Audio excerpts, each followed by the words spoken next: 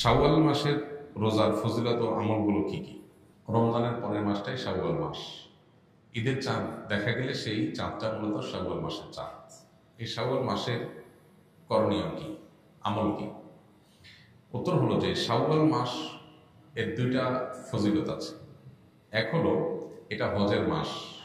আল্লাহ তাআলা বলেছেন আল হাজ্জু আশহুরুম মালুমাত, কয়েক মাস এটা হজের মাস হিসাবে বিবেচ্য।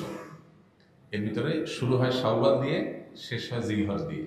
এখন প্রশ্ন উঠতে পারে, হজের কার্যক্রম তো হয় জিলহজের 8 থেকে 13 তারিখ, তাহলে শাওয়াল মাস কিভাবে হজের মাস হয়?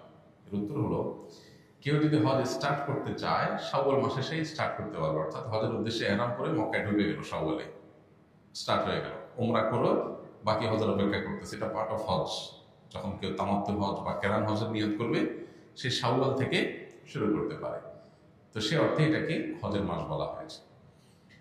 দ্বিতীয়ত, শাওয়াল মাসে 6টা রোজার ফজিলত আছে। আমরা জানি নবী সাল্লাল্লাহু আলাইহি ওয়াসাল্লাম বলেছেন, মান সামা রমাদান সুম্মা আতবাআ সিত্তা মিনাশ শাওয়াল কানা কাসিয়ামি দাহর। কেউ রমজান রোজা রাখার পরে শাওয়ালের 6টা রোজা রাখলে সারা বছর রোজা রাখার সওয়াব পাওয়া যাবে।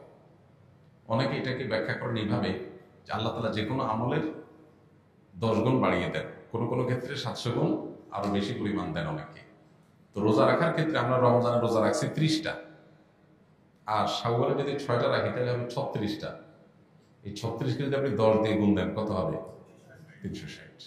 এই জন্য হাদিসে বলা হয়েছে, রমজানের 30 রোজার পরে বা পুরো মাসের রোজার পরে যদি কেউ 6টা রোজা প্লাস করে, তাহলে সারা বছর পেয়ে যাবে। অর্থাৎ তখন 10 দিয়ে গুণ হয়ে যাবে।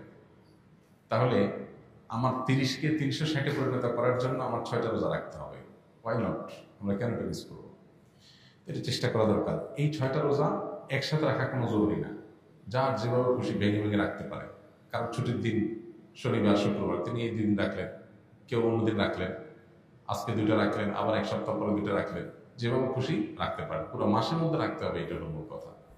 শাওয়ালের 6 রোজা নাকি কাজা রোজা, কোনটা আগে রাখতে হবে? কারোর যদি রমজানের রোজা কাজা হয়ে থাকে, তাহলে সেক্ষেত্রে তিনি রমজানের কাজা রোজাগুলো আগে রেখে তারপরে শাওয়ালের 6 রোজা রাখলে বেশি ভালো। কারণ যে হাদিসে শাওয়ালের 6 রোজার ফজিলত রয়েছে, সেখানে রমজানের রোজাগুলোর ব্যাপারে বলা হয়েছে।